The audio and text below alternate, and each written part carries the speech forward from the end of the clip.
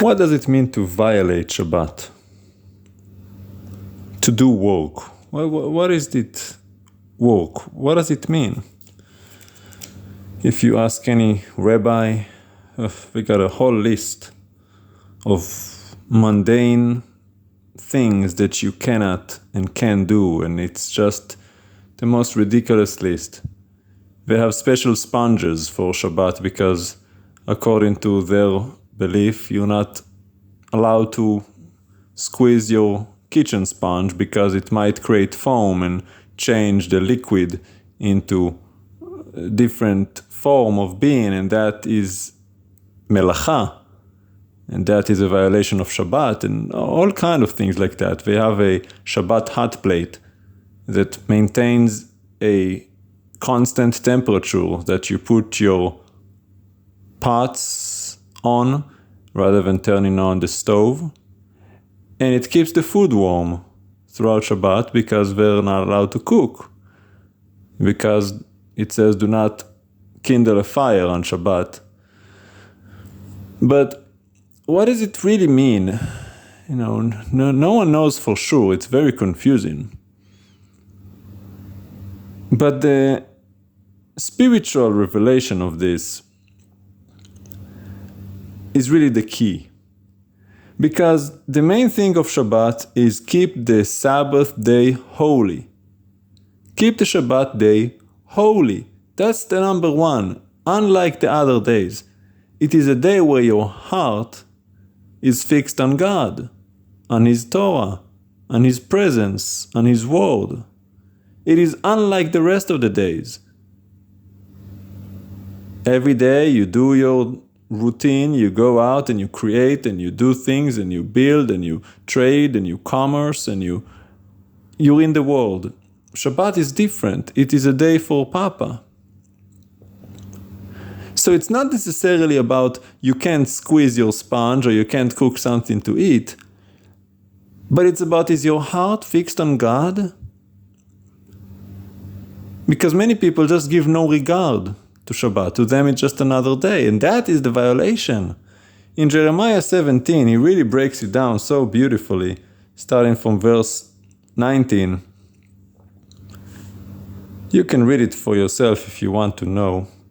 But the bottom line is, he says, don't bring any items, any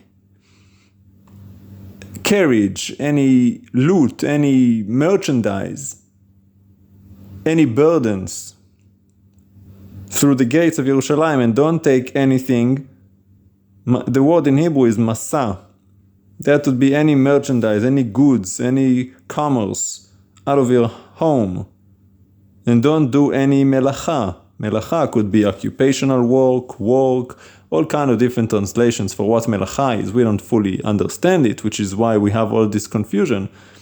But the point being is, if you set Shabbat apart as a day of rest, you're not looking to go on with your daily agenda. You're not looking to do what you do on the other days. It's not a day for you to focus on your trade, focus on your goods, prepare for your weekly commissions or your weekly quotas, etc. It's not a day for you to go and trim the yard.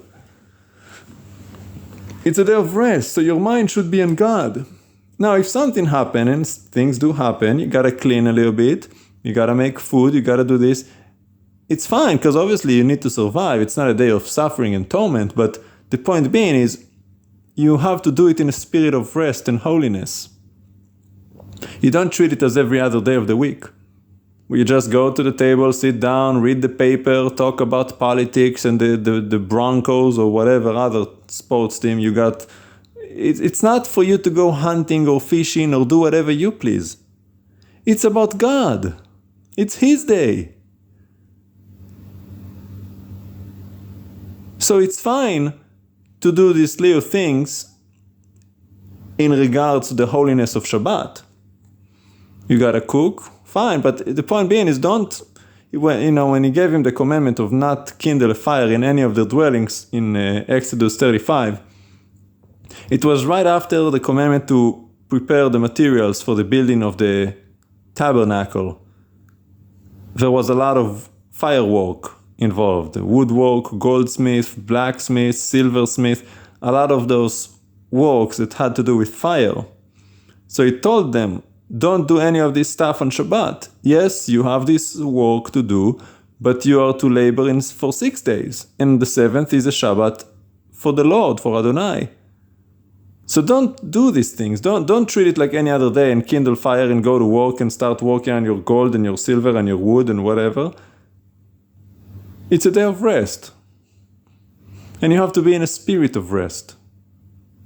Spirit of holiness. I get up, I pray and I meditate and I sing. I go and I cook my breakfast. I bless my food. I praise Papa. I read my scripture. I meditate, I spend time in prayer. It's a wonderful thing. I turn on the light. Yes, you can turn on the light, it's fine. Turn on the fan, turn on the air conditioner.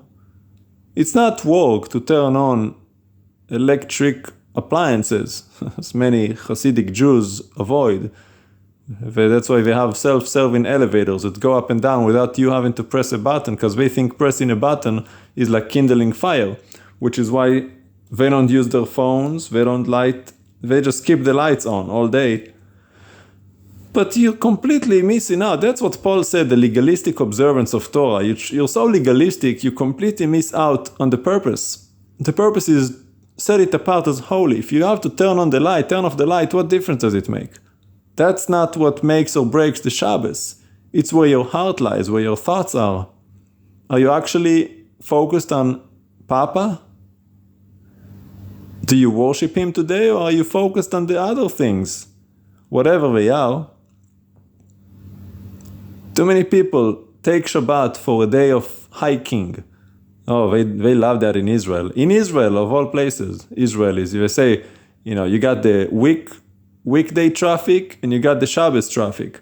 Everybody that's going up to the Golan and down to the desert. They love traveling on Shabbat.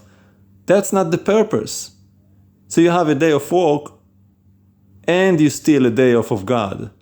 No, it's a day of work to worship God, not to do what you want to do. If you want to do what you do, that's fine. Do it on Wednesday, Tuesday, Monday, Sunday, Thursday or Friday. You got 6 days to do whatever you want. You can take a day off of work, but you're not willing to do that. Instead, you take the 1 day off of God. You got 6 days for work, 1 day for God, but you take the 1 day off of God and not one of the 6 off of work. Does that make sense to you? That comes to show you how rebellious and wicked you are. That you do not honor God, nor do you love him. Because Yeshua said, if you love me, keep my commandments. Right? The command. He commands you. Keep the Sabbath day holy.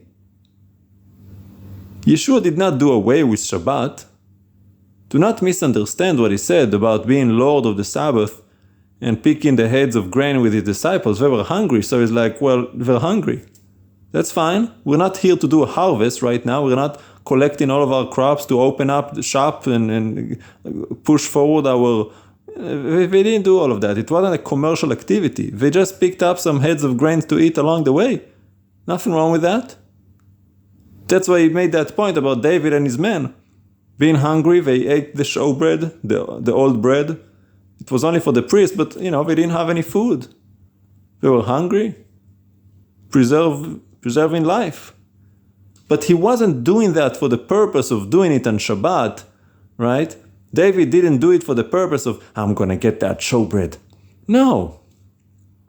It just happened to be that way, but the heart was in the right place. And that's what matters above all else, the spirit of it. The spirit of Shabbat. To have it a day of rest.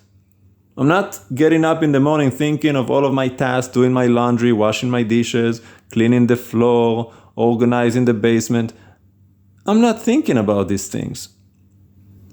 I might have done it this past few days, I might do it tomorrow, but not today. Now, if I have to wash a few dishes in the sink because my sink starts to stink and I got ants on my countertop and, I gotta prepare room so I can cook, that's fine. That's not work. I'm still in a spirit of rest. I'm doing what I have to. It's kind of like doing the bare minimum for a functional kitchen, to prep my food, but I'm not going out there, I'm not shopping, I'm not spending money, I'm not trading, I'm not buying, I'm not selling. I'm just resting. I might go for a short walk, not too long. I don't want to overwork myself. It's not about exercise today. If I need to stretch my legs, that's fine. I can go for a short walk in the neighborhood. Give God the glory under His dome of the sky. But I stay in a spirit of rest. I'm not overworking myself. I stay away from secular songs. I don't open up Spotify. If I watch anything, I'll watch something about the world. I'll watch a sermon, I'll listen to a podcast about God, I'll listen to any of our series about Proverbs or Romans. There's so many things on our channel you can listen to on Shabbat that is holy. It's actually going to draw you closer to God. That's fine. It's not about using the phone, it's what do you do with it. See, my family cannot understand it. I don't talk to them on Shabbat. We're like, why? Because you're not holy, you don't keep Shabbat. So the very act of engaging with you is a violation because your spirit is not right. And you're going to talk about secular things. You're going to talk about things I care nothing about on Shabbat. I don't care about all of your bills, and I don't care about the government, and I don't care about all of these godless things. It's Shabbat. I care about the Lord and His kingdom.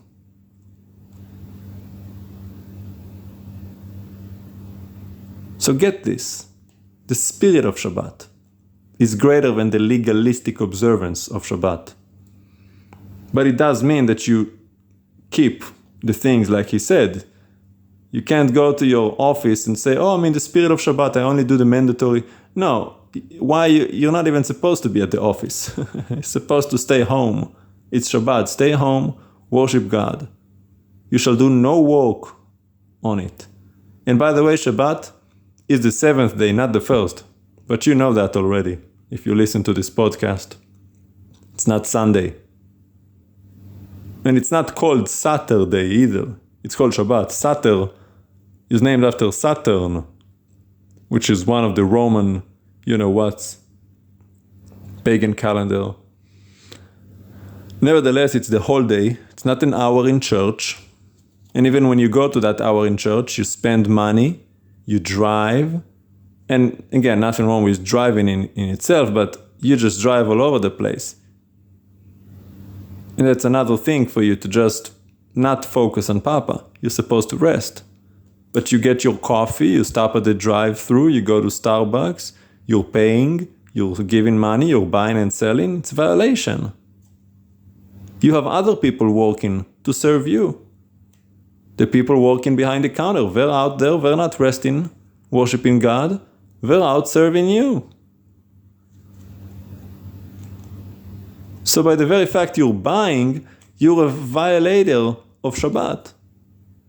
And if you actually care about the Lord, and you actually care about your soul, you will do what is just and right because God has made a promise that anyone who violates Shabbat will be put to death. Shabbat is serious matters. It is His day. And He is very jealous. You do not want to violate what the Lord deemed holy. You're going to get a serious judgment on you. Now, the Lord is merciful. If you change now and you repent and you stop doing it, He will forgive you. But if you refuse, and you stiff your neck and you harden your heart and harden your head and you keep doing what you're doing and don't care, you're gonna get it. So you've been warned. Stop violating Shabbat.